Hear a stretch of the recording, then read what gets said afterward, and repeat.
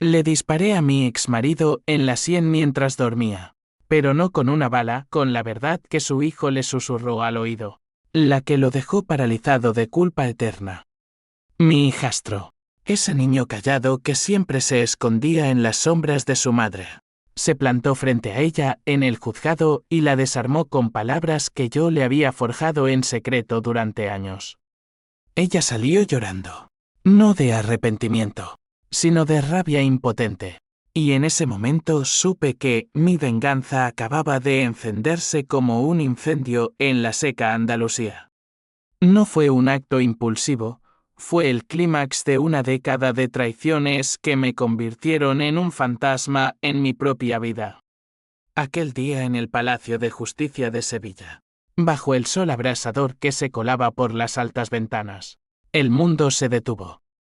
Mi hijastro, Javier, de apenas 16 años, con su voz temblorosa pero inquebrantable, levantó la mano y juró ante el juez que su madre había mentido, que había robado, que había destruido no solo a su padre, sino a todos nosotros. Ella nos vendió por dinero, dijo, y el salón estalló en murmullos. Yo, sentada en la fila de atrás, sentí el primer sorbo de justicia quemándome la garganta como un trago de aguardiente. Pero retrocedamos, porque esta no es solo la historia de un juicio, es la crónica de cómo una mujer como yo, nacida en las calles polvorientas de Córdoba, se transformó en una arquitecta de ruinas emocionales. Todo empezó con un amor que prometía refugio, pero terminó en un laberinto de deudas, mentiras y un niño que se convirtió en mi arma más afilada. Me llamo Elena Vargas, y si alguna vez has caminado por las Ramblas de Barcelona en una noche de verano, con el aire cargado de jazmín y el eco de guitarras flamencas, quizás me hayas rozado sin saberlo. Tenía 32 años cuando conocí a Marcos Ruiz, un ingeniero naval de Sevilla que olía a mar y a promesas rotas. Nos encontramos en un bar de la Barceloneta, donde él pagaba rondas de sangría a extraños y yo fingía leer un libro de Lorca para no admitir que estaba huyendo de un matrimonio fallido en Madrid. Eres como un verso que no rima con nada, me dijo esa noche, y yo reí, porque en ese momento, cualquier halago parecía un salvavidas. Nos casamos 6 meses después, en una ceremonia civil en el Ayuntamiento de Sevilla, con el Guadalquivir serpenteando perezoso bajo el puente de Triana. Marcos traía consigo a Javier, su hijo de 6 años de un matrimonio anterior con Carmen, una mujer que él describía como un huracán con tacones. Carmen era de esas andaluzas pura sangre, piel oliva, ojos negros como el azabache, y una lengua afilada que cortaba más que un cuchillo de cocina. Se divorciaron porque ella lo acusó de infidelidad falsa, según Marcos, y desde entonces, la custodia compartida era un campo de minas. Javier, con sus rizos desordenados y su manía de esconderse detrás de las cortinas, era el premio que ambos se disputaban como trofeos en una feria. Al principio, todo era idílico.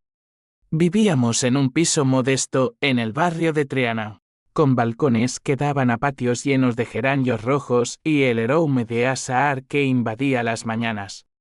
Marcos trabajaba en los astilleros del puerto, diseñando yates para millonarios árabes, y yo, que había dejado mi puesto como contable en una firma de abogados para seguirlo, empecé a dar clases particulares de matemáticas a niños del barrio. Javier me llamaba Elena, no mamá, pero sus abrazos tímidos al llegar de la escuela eran suficientes para llenar el vacío que mi divorcio anterior había dejado. Eres más lista que papá contando números, me decía, y yo sonreía, ignorando las cartas de Carmen que llegaban como veneno, demandas de más pensión, acusaciones de que yo era una intrusa rubia robándole el hijo. La primera grieta apareció un año después, en una cena familiar que Carmen impuso para el bien del niño. Llegó con un vestido rojo ceñido, tacones que resonaban como disparos en el parqué, y una botella de vino de Jerez que abrió con teatralidad. Por la nueva familia, brindó, pero sus ojos se clavaron en mí como dagas. Hablamos de trivialidades el tiempo. El fútbol del Sevilla. Hasta que sacó el tema del dinero. Marcos había heredado una pequeña fortuna de su padre. Un viejo armador que murió dejando acciones en una compañía de exportación de aceite de oliva. Es mi derecho, siseó Carmen, por el sufrimiento que me causaste. Marcos la calmó. Pero yo vi la semilla, codicia envuelta en victimismo. Aquella noche, después de que Javier se durmiera abrazado a su osito de peluche, Marcos me confesó la verdad en la cocina, con el fregadero goteando como un reloj implacable. Carmen falsificó documentos durante el divorcio. Se llevó una parte de la herencia que no le correspondía, pero el abogado la protegió porque juró que yo la había maltratado. Mi estómago se revolvió. ¿Y no lo denunciaste?, pregunté, y él bajó la mirada. Por Javier. No quería que el niño viera a su madre en la cárcel.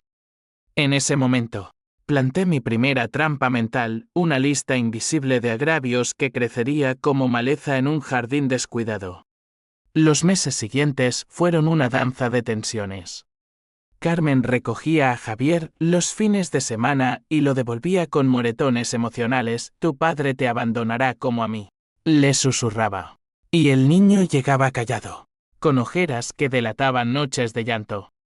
Yo intentaba compensarlo con cuentos de García Lorca. Le contaba sobre la duende que baila en el fuego, pero él solo asentía, escondiendo sus dibujos bajo la cama.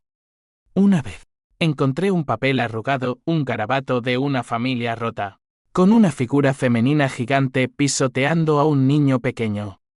Es solo un dibujo, murmuró cuando lo confronté, pero sus ojos decían lo contrario. La traición mayor llegó como un mazazo en el verano del 2015, durante las fiestas de la feria de abril. Marcos había cerrado un contrato grande, un yate para un jeque que le reportaría lo suficiente para mudarnos a una casa con jardín en las afueras de Sevilla. Celebramos con amigos en una caseta privada, con sevillanas retumbando y el olor a rebujitos flotando en el aire. Javier estaba con Carmen, pero ella prometió traerlo al amanecer. No lo hizo.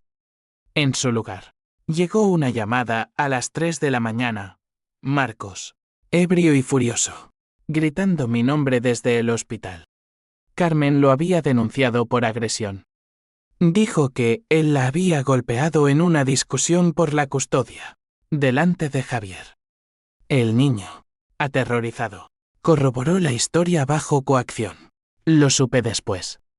La policía irrumpió en nuestra caseta. Esposó a Marcos frente a todos, y el escándalo se extendió como rejero de pólvora por los astilleros. Perdió el contrato, el dinero se evaporó en abogados, y yo quedé sola en el piso, con facturas amontonándose como lápidas. Aquella noche, mientras Marcos languidecía en una celda, visité a Carmen en su apartamento en el centro de Sevilla, un nido de lujo financiado con el dinero que nos había robado. Esto es por ti, me escupió al abrir la puerta, con Javier asomado detrás como un cachorro asustado. Por meterte en mi familia. Le supliqué que retirara la denuncia, que era una mentira, pero ella rió, una carcajada hueca que olía a perfume caro y rencor. La verdad es lo que yo digo que es, Elena. Y Javier lo sabe.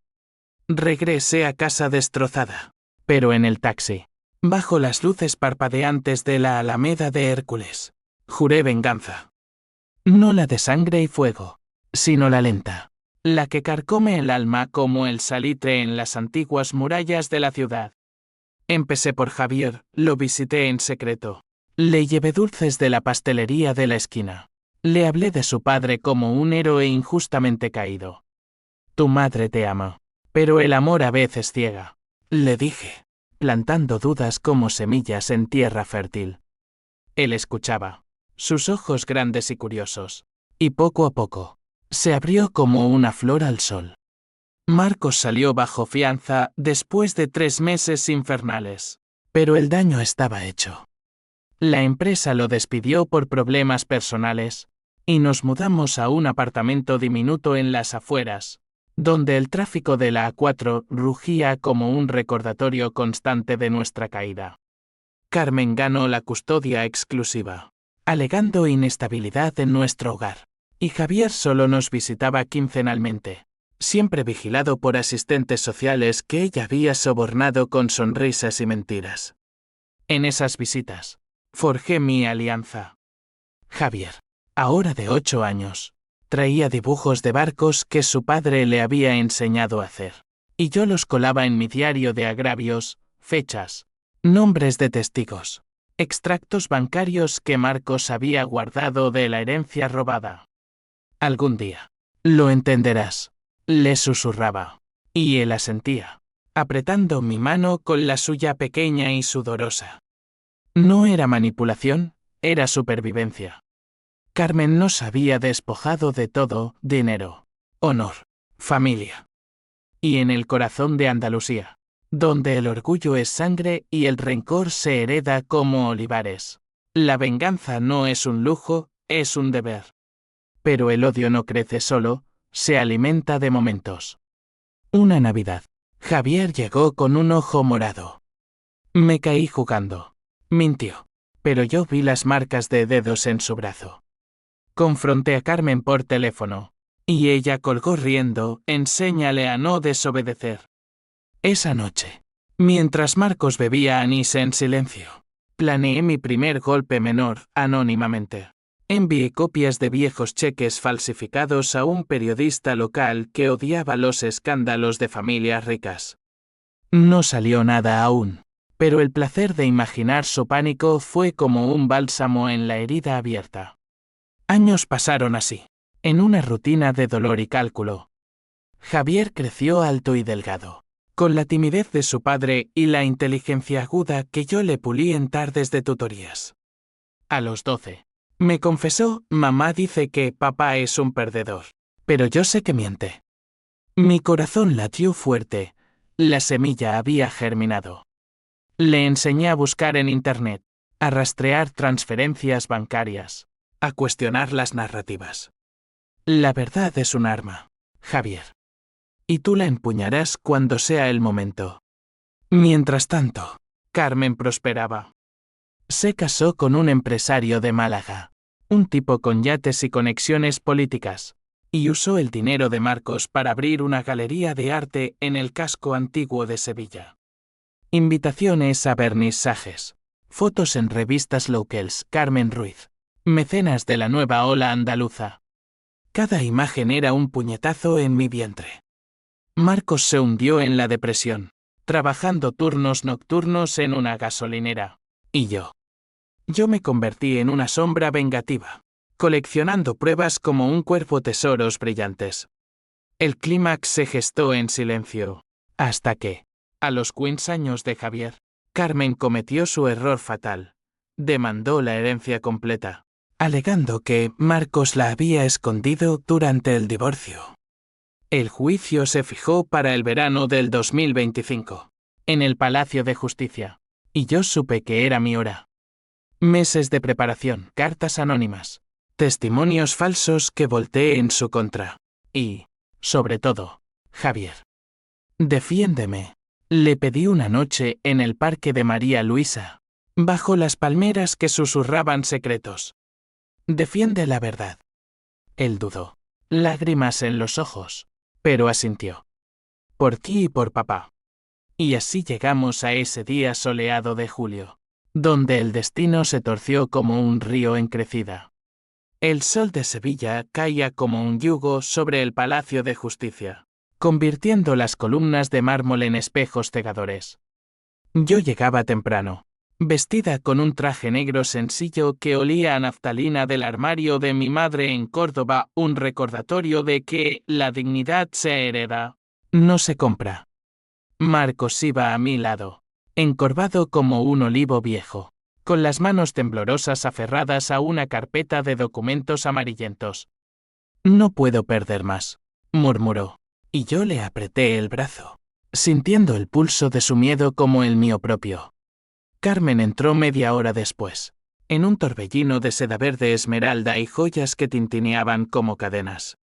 Su nuevo marido, un hombre panzudo llamado Rafael con corbata de seda italiana, la flanqueaba como un guardaespaldas mal disfrazado. Javier caminaba entre ellos, alto para sus 15 años, con el uniforme escolar arrugado y los ojos bajos. Pero cuando me vio, levantó la vista y me dedicó un guiño casi imperceptible al nuestro código, forjado en visitas robadas.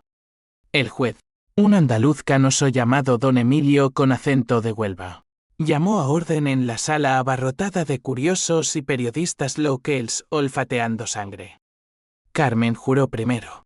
Su voz melosa como miel envenenada: Marcos me robó mi futuro, mi estabilidad. Esta herencia es mía por derecho moral, y Javier lo sabe. El niño fue llamado al estrado, y el corazón me latió en los oídos como un tambor de Semana Santa. Se sentó, las manos entrelazadas, y el juez le preguntó con gentileza: ¿Qué has visto en tu hogar, hijo? El silencio se espesó como el aire antes de una tormenta. Javier miró a su madre, y por un instante, vi el conflicto en su rostro, el amor filial chocando contra la verdad que yo había cultivado. Carmen le sonrió, confiada, pero él tragó saliva y habló. Mi madre. Miente. Un jadeo colectivo recorrió la sala. Ella falsificó los papeles del divorcio. Papá nunca la golpeó. Era ella quien gritaba y rompía cosas. Me obligó a decir lo contrario para ganar la custodia. Carmen se levantó como una fiera, el rostro congestionado. Mientes, Javier. Esa bruja te ha lavado el cerebro. Rafael la sujetó, pero el daño estaba hecho.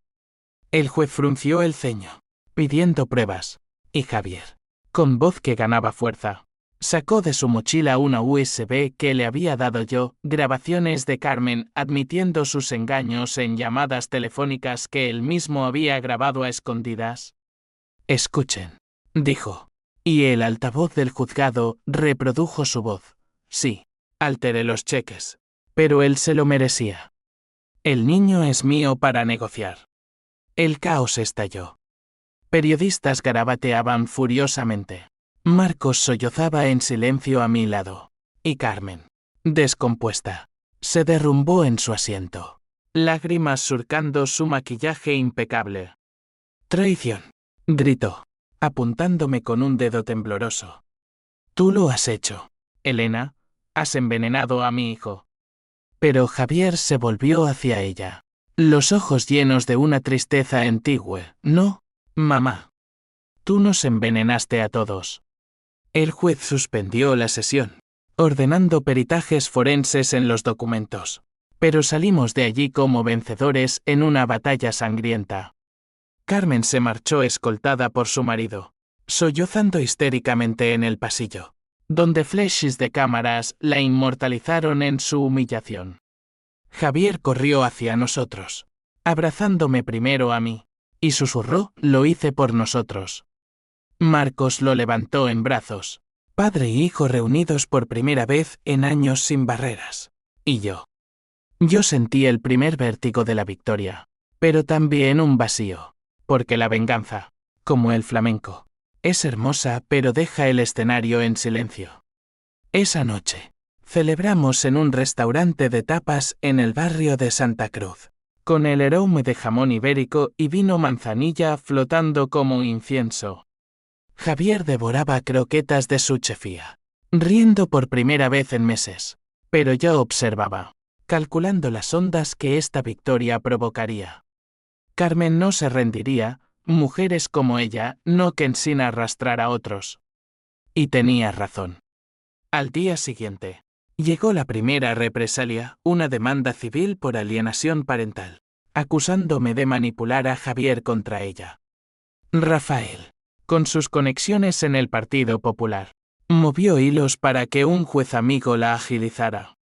Marcos, revitalizado, contrató a un abogado pro bono de una ONG de derechos familiares, pero el estrés lo devoró, infartos falsos. Noches de insomnio donde paseaba por el balcón murmurando sobre justicia poética.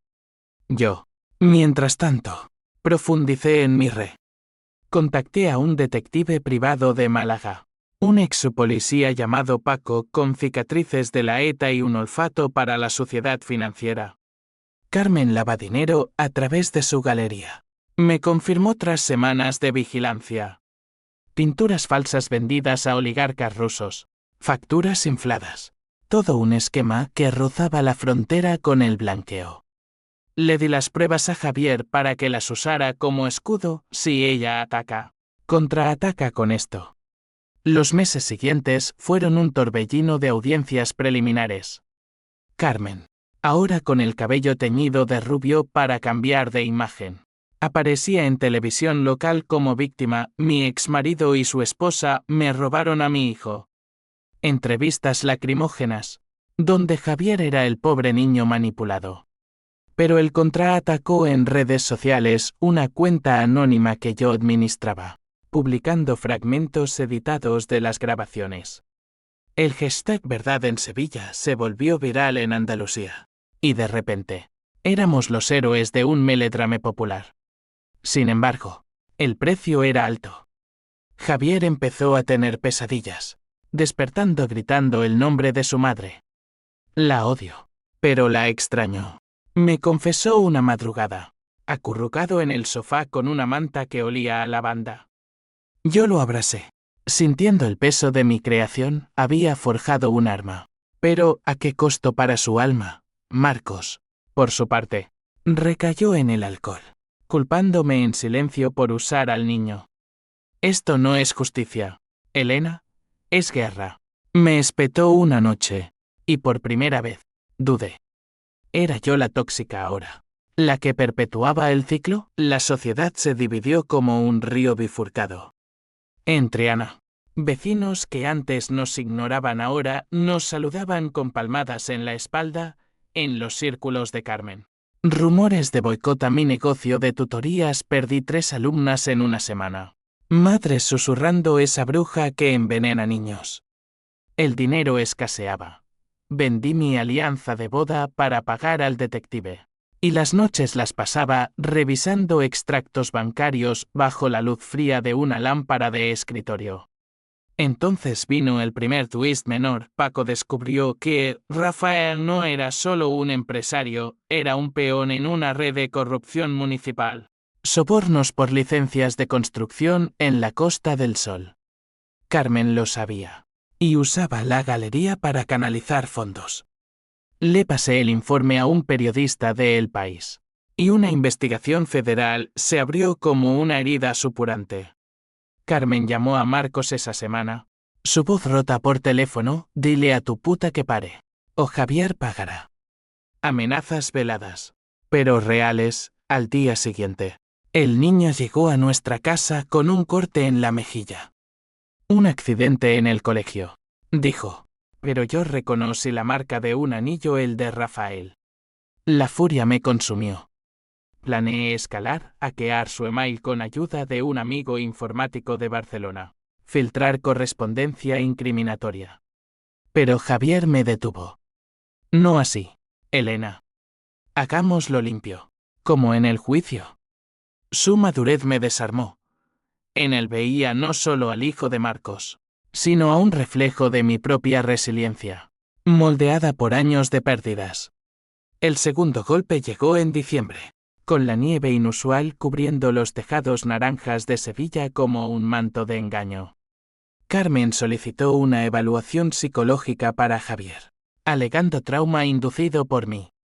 El terapeuta, una mujer de voz suave llamada Dra.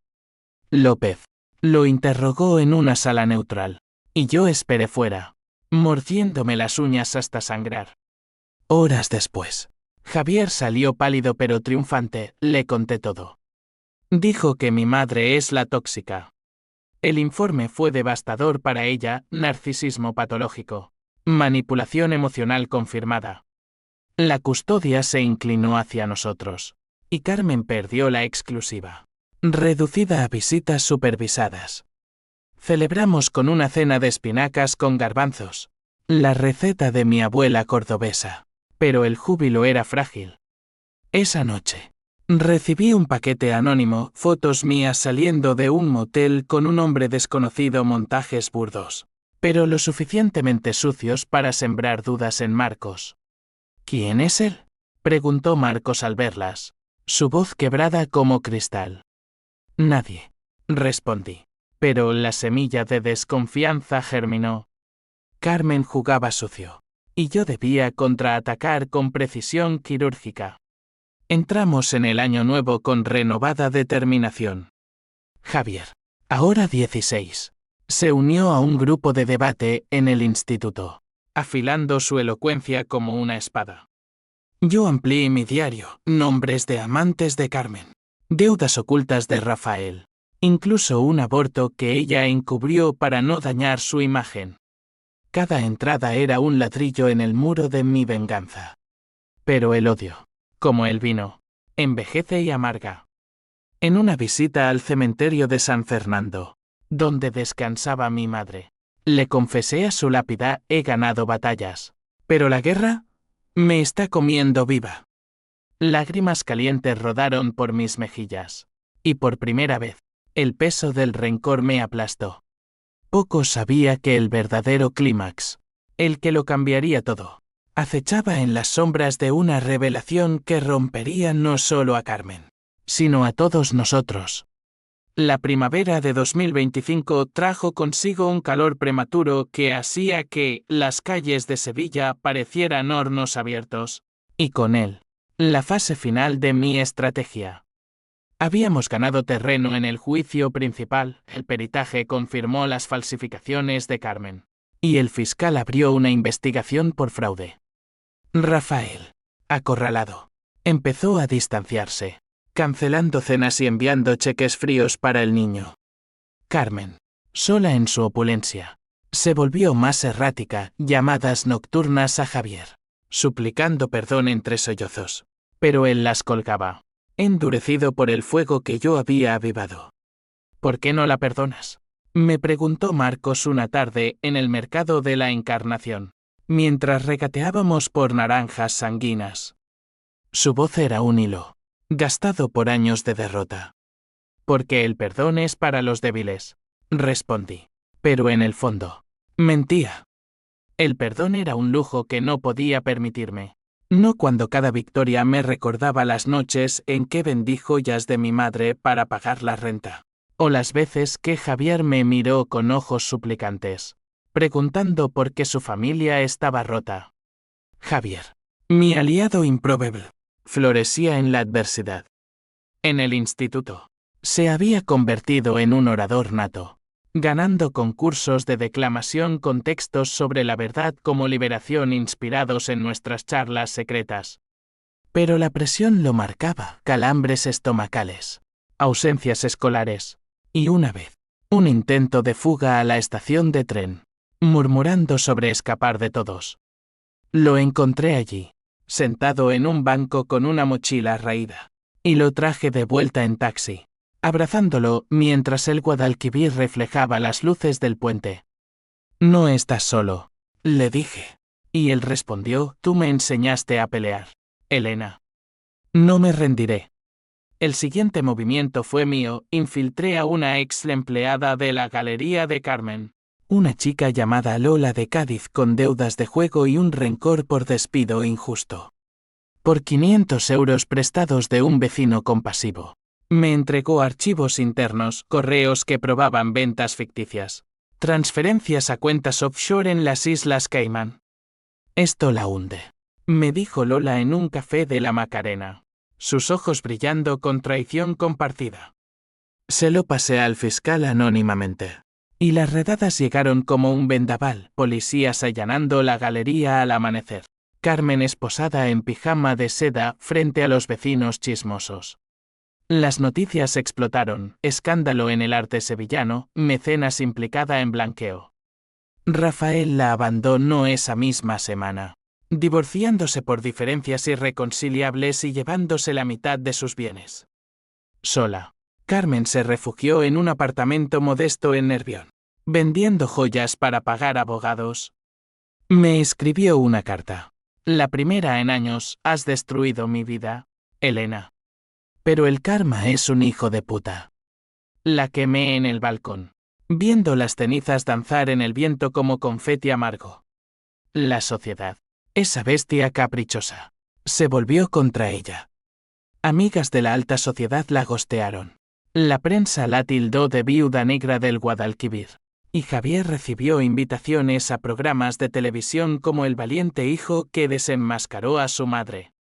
Él rechazó todo, prefiriendo nuestras noches tranquilas de ajedrez, donde cada movimiento era una lección de estrategia. Jaque mate, decía al ganar. Y yo reía. Pero internamente, el vacío crecía. La venganza me había dado justicia, pero paz, ni rastro. Marcos, liberado de las sombras, encontró trabajo en una firma pequeña de ingeniería en Dos Hermanas, y por primera vez, planeamos vacaciones, un viaje a las playas de Cádiz, con Javier incluido. Somos una familia, dijo Marcos una noche, besándome en la frente, y creí en ello por un instante. Pero el destino, ese tramposo con baraja marcada, tenía otros planes. El twist llegó en una tarde de mayo, bajo un cielo plomizo que amenazaba tormenta. Javier llegó del instituto pálido como un fantasma, con un sobre en la mano temblorosa. «Lee esto», murmuró, y me lo tendió. Era una carta de la clínica donde Carmen había hecho chequeos anuales, resultados de ADN, solicitados por ella meses atrás en un arrebato de paranoia. Mi mundo se derrumbó en una línea, probabilidad de paternidad entre Marcos Ruiz y Javier López, 0%. Padre biológico, desconocido. Sugerencia de donante anónimo en Clínica de Fertilidad de 2009. Javier no era hijo de Marcos. Carmen lo había concebido artificialmente durante el matrimonio, mintiendo sobre un accidente para atar a Marcos con deudas emocionales y financieras. La herencia. El divorcio. Todo había sido una farsa construida sobre esa mentira primordial. Marcos lo supo esa noche, cuando le mostré la carta alrededor de la mesa de la cocina, con el vapor de la sopa de fideos enfriándose como nuestro lazo. No importa, dijo al principio, abrazando a Javier con ferocidad. Eres mi hijo. Pero sus ojos, rojos de incredulidad, traicionaban el golpe. Javier, devastado, corrió a su habitación, y yo lo seguí, arrodillándome junto a su cama. Esto cambia todo, sollozó. Soy un mentiroso, como ella. No, le susurré, acariciando su cabello. Eres el héroe que eligió la verdad. Pero en mi mente, el caos rugía, había vengado a Marcos. ¿O solo profundizado la herida? Carmen lo sabía, por eso la prueba de Adam. Y usaría esto para revertir el juicio, alegando que todo era una venganza personal contra su falso hijo. La noche cayó como un telón pesado. Marcos bebió hasta el amanecer, murmurando sobre años perdidos. Y yo, insomne, caminé por el salón revisando mi diario. Cada entrada ahora parecía veneno, había usado a Javier como peón, sin saber que él mismo era una pieza robada del tablero. La ira hacia Carmen se multiplicó, pero ahora teñida de autodesprecio. ¿Qué madre soy yo? ¿Qué forjo venganzas en niños rotos? Al alba, Javier emergió, con ojeras profundas pero determinación en la mandíbula. No la dejaré ganar, dijo. Pero esta vez, lo hago por mí. Planeamos juntos confrontar a Carmen, forzar una confesión grabada, usar el AN para invalidar sus reclamos pasados. El clímax se acercaba, no en un juzgado, sino en las entrañas de su apartamento, donde el pasado y el presente colisionarían en una tormenta de revelaciones. Mientras tanto, las consecuencias se ramificaban. Marcos pidió una pausa en nuestra relación, necesito tiempo para procesar, mudándose temporalmente a casa de un primo en Utrera. Javier y yo quedamos solos. Un dúo improbable en un piso que ahora parecía un búnker. La prensa olfateó el escándalo del ADN. Y rumores circularon. El niño no es suyo. Todo era una estafa. Carmen contraatacó con una entrevista bomba. Elena me destruyó por celos. Javier es víctima de su manipulación. El odio público se volvió contra nosotros. Llamadas anónimas. Huevos en la puerta. Y en el instituto. Javier enfrentó bullying, hijo bastardo. Él lo soportó con dignidad. Pero yo hervía, planeando mi jugada maestra. Contacté a la clínica de fertilidad. El donante era anónimo.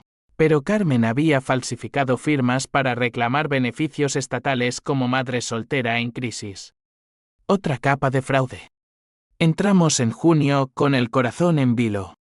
El juicio por herencia se reanudaba. Y Carmen, acorralada, propuso una mediación privada. Por el bien de Javier, dijo su abogado. Acepté, sabiendo que era una trampa, pero también una oportunidad.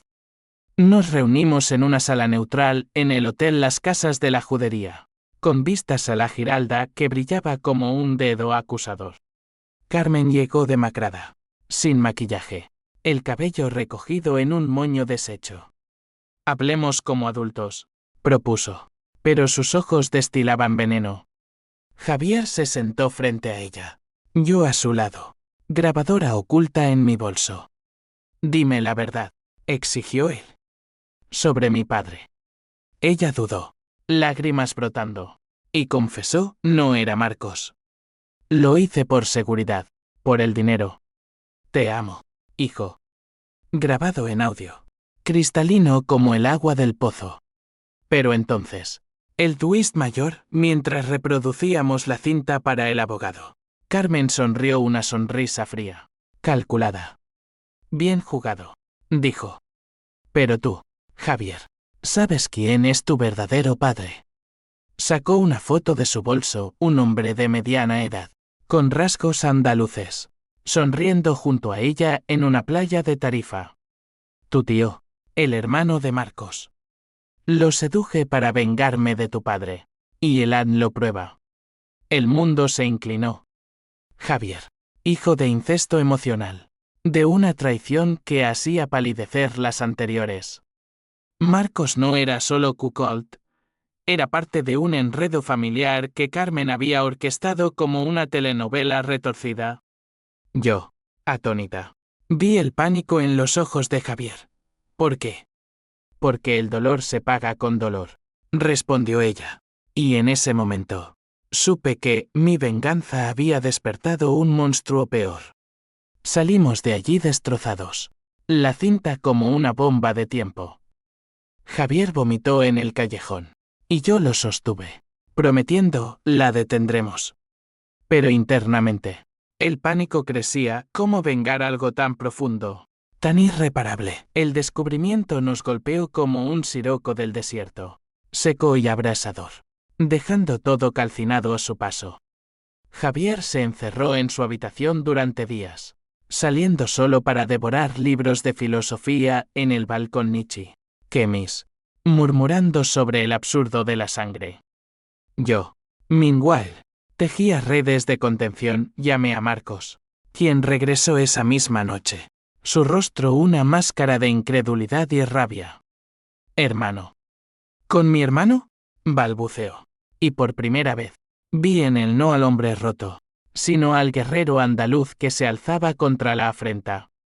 El tío Luis, hermano menor de Marcos, vivía en un pueblo olvidado cerca de Ronda, cultivando viñedos que producían un tinto áspero como su carácter. No lo veíamos desde el divorcio.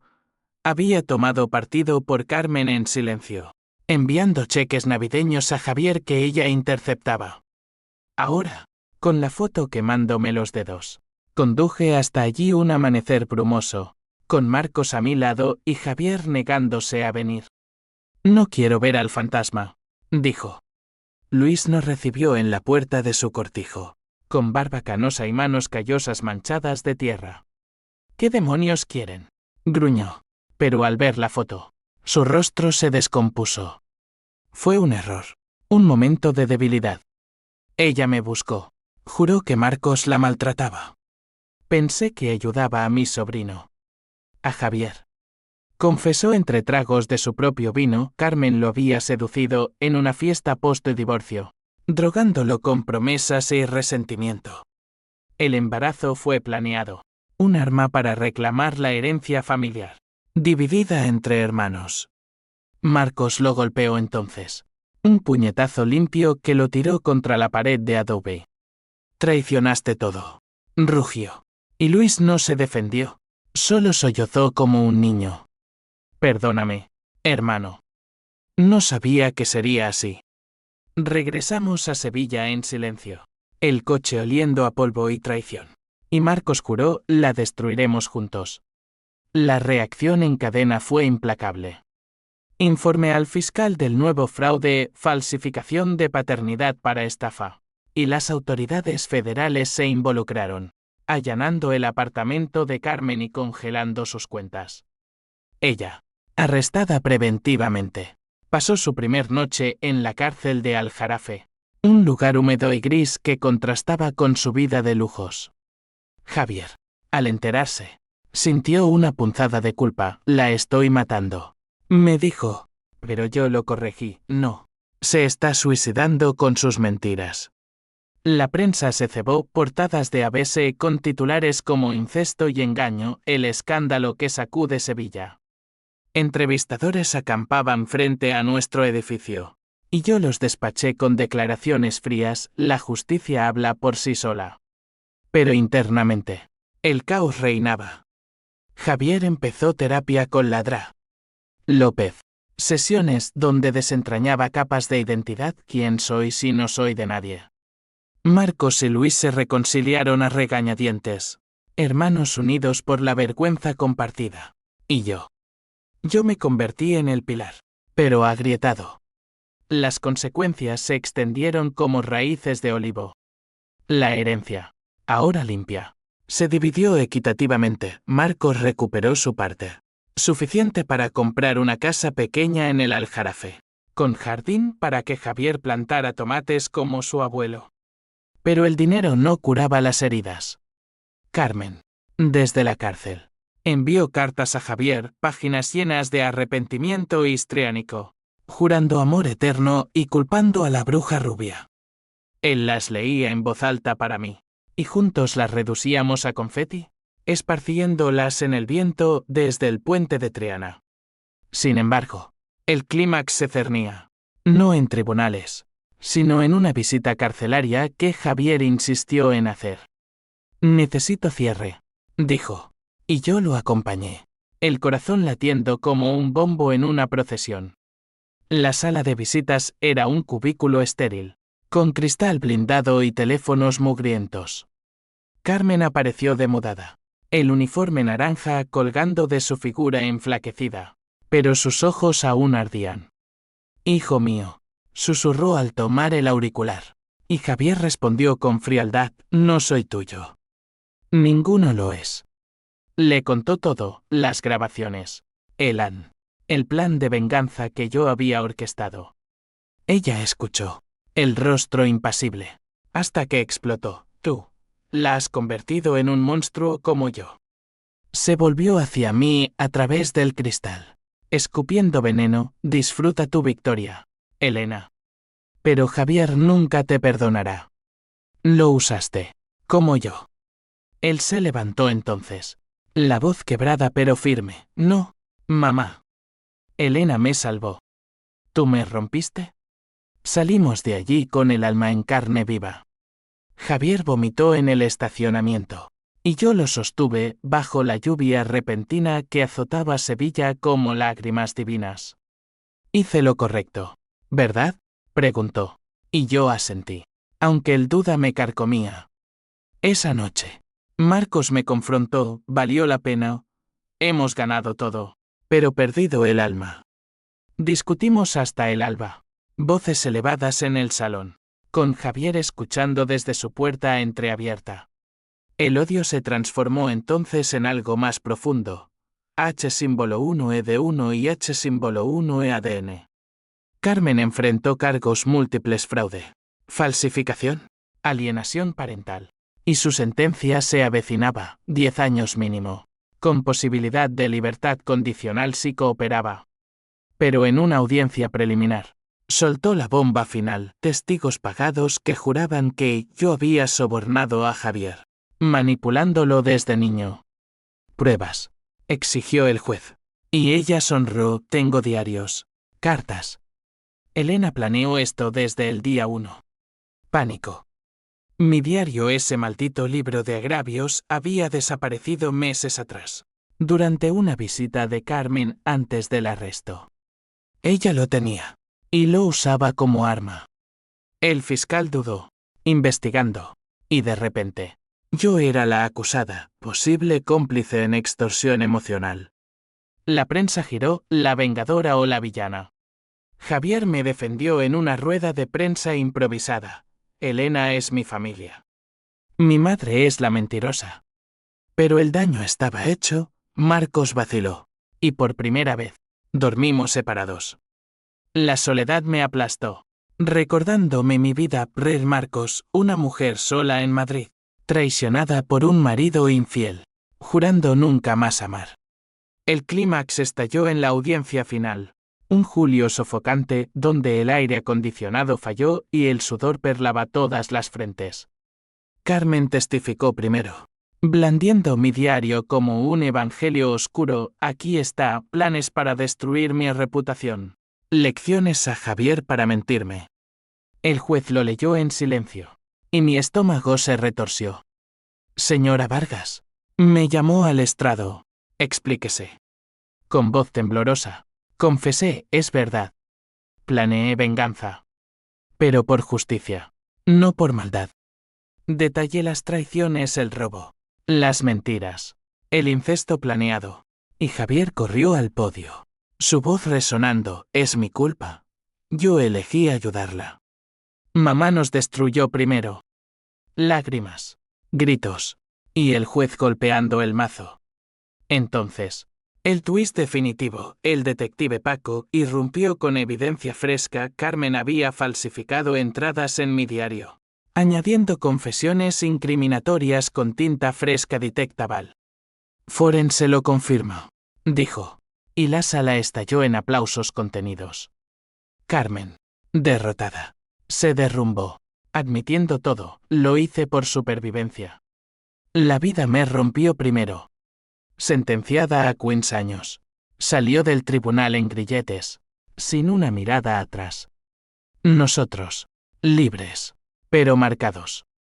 La sentencia cayó como un telón final en un teatro de tragedias, dejando el escenario vacío y coante. Carmen fue escoltada a la furgoneta penitenciaria bajo un sol que no perdonaba, su silueta empequeñecida contra las murallas del Palacio de Justicia. Javier la vio irse sin parpadear, pero en el coche de regreso, se quebró, sollozos guturales que sacudían su cuerpo delgado, como si expulsara años de veneno acumulado. Su acabó, murmuró, y yo asentí, conduciendo con una mano en su rodilla, la otra aferrada al volante como a un salvavidas.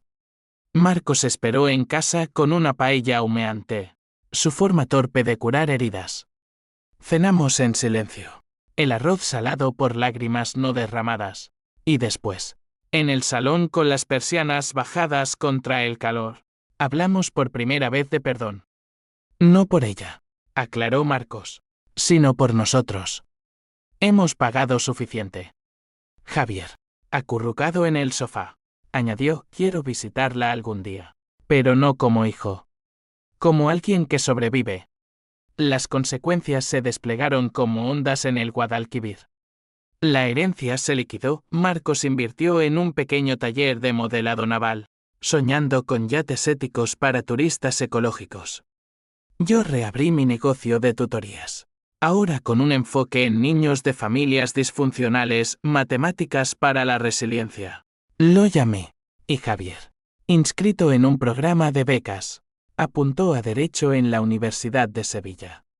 Seré abogado para los como nosotros, dijo, y su orgullo me hinchó el pecho. Pero el rencor no desaparece con un veredicto, muta, se esconde en grietas.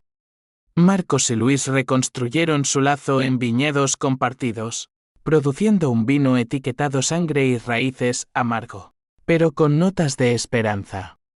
Javier, terapeuta en mano, exploraba su identidad. Pruebas de ADN extendidas revelaron un donante anónimo con raíces moriscas. Un hilo tenue a la historia andaluza que lo anclaba. No soy bastardo, soy mosaico. Bromeó una noche. Y reímos. Un sonido frágil pero genuino. La sociedad, voluble como el viento de levante, nos absolvió. Vecinos trajeron bandejas de torrijas como ofrenda de paz. Periodistas pidieron la historia de redención. Y en Triana, se murmuraba de mí como la leona que rugió. Pero yo sabía la verdad, la venganza me había salvado, pero también me había marcado con cicatrices invisibles. Pesadillas recurrentes, Carmen riendo desde una celda, Javier desvaneciéndose en humo, Marcos abandonándome por mentiras inventadas. Un año después, en el verano del 2026, el twist post-clímax llegó sutil, como un susurro en la feria de abril. Recibí una carta de la prisión, no de Carmen, sino de su abogada, ofreciendo un acuerdo. Ella confiesa todo en un manuscrito. A cambio, visitas ilimitadas para Javier. Dudé, pero él insistió, cierre total. Fuimos juntos, el cubículo ahora familiar, y ella nos entregó un fajo de páginas garabateadas, memorias crudas de una infancia abusiva en un pueblo de Jaén, donde su padre la vendía por favores, moldeándola en una superviviente tóxica. Te odio, Elena, pero te entiendo, escribió. Ambas fuimos traicionadas primero. Javier leyó en voz alta, voz entrecortada, y por primera vez, vi compasión en sus ojos.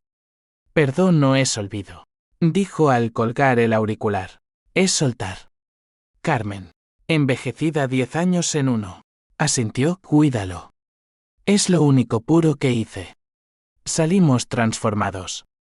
El manuscrito se convirtió en terapia colectiva, lo anonimizamos y publicamos en un blog local, ayudando a otras familias rotas. Marcos y yo renovamos votos en una ceremonia íntima en el Alcázar, con Javier como testigo, y el anillo que compré con mis ahorros grabado con verdad eterna. Sin embargo, el drama no termina en Fade Out. Carmen salió en condicional tras 8 años, mudándose a un pueblo remoto en Extremadura, lejos de tentaciones. Javier la visitó una vez, regresando con una paz frágil, es humana. Elena. Como nosotros. Yo, cautelosa, mantuve distancia, pero el odio se disipó, dejando espacio para cicatrices que duelen solo en tormentas.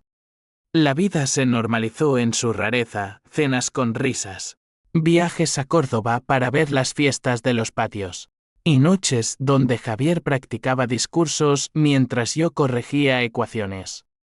Marcos floreció, su taller atrayendo clientes con historias de superación. Pero en momentos quietos, miro mi diario ahora un relicario cerrado y me pregunto, ¿fui justiciera o verdugo? La respuesta, como la Andalucía que nos vio nacer, es compleja, ambas, y ninguna. El pH símbolo 1 EABNN símbolo 1 Edenweb INICIAL se convirtió en sabiduría ganada a pulso. La traición de Carmen no nos definió, nuestra resiliencia, sí. Y en eso, encontramos no solo justicia, sino redención. Pero espera, porque las historias como esta no cierran puertas, las entreabren a lo imprevisible. Un día, Javier recibió una carta de un hombre en Madrid. Soy tu donante. Quiero conocerte. El ciclo, sutil, amenazaba reabrirse. Lo abrazaríamos. ¿O lo cerraríamos para siempre? 2 años después de la tormenta, Sevilla nos había devuelto su abrazo perezoso, atardeceres anaranjados tiñendo la Giralda, el bullicio de la Alameda de Hércules en sábados de mercadillo, y el Guadalquivir serpenteando como un testigo silencioso de nuestras batallas. Javier, ahora de 19, caminaba por la Ramón y Cajal con libros de derecho bajo el brazo, su timidez convertida en una confianza serena que atraía amigos y admiradores. «Eres mi ancla», me dijo en su cumpleaños, regalándome un collar con un colgante de olivo símbolo de raíces andaluzas. No de sangre, sino de elección. Marcos y yo habíamos tejido una rutina sólida. Mañanas de café en la Plaza de España, donde planeábamos ampliaciones al taller ahora un hub de innovación naval con aprendices de barrios marginales. El dinero fluía modesto pero constante, suficiente para un viaje anual a las playas de Conil, donde Javier surfeaba olas y Marcos construía castillos de arena con nietos imaginarios. Algún día, bromeaba, y yo reía, porque el futuro, por primera vez, no era un enemigo. La carta del donante llegó como un eco del pasado, papel grueso, caligrafía pulcra, remitida desde un barrio elegante de Madrid. Me llamo Antonio Morales. Fui donante en 2009, Clínica Sureste. Recientemente, descubrí que tengo un hijo adulto gracias a un registro voluntario. Javier Ruizo López, como figura en archivos, es mío. No busco reclamos, solo conexión. Javier la leyó en voz alta durante la cena. Su rostro una máscara de curiosidad y temor. Otro fantasma, murmuró. Y Marcos, sorprendentemente, sonrió. No es un fantasma si no lo invitas a la mesa. Discutimos noches enteras. ¿Contactar? ¿Probar de nuevo? ¿Integrar o ignorar? Javier, maduro más allá de sus años, decidió una videollamada primero. Si duele, cuelgo. Antonio resultó ser un profesor de historia en la Complutense, viudo, con 2 hijas mayores que lo miraban con escepticismo. No quiero ser padre de golpe, dijo en la pantalla pixelada. Solo familia extendida. Compartieron anécdotas, amor por el flamenco, aversión al picante. Y Javier, tentativamente, abrió la puerta. Las visitas empezaron fines de semana en Madrid. Paseos por el Retiro donde Antonio contaba historias de la guerra civil, paralelos a nuestras propias guerras familiares. Javier regresaba cambiado, con libros prestados y una ligereza en el paso. No reemplaza a nadie, aclaró, pero llena huecos.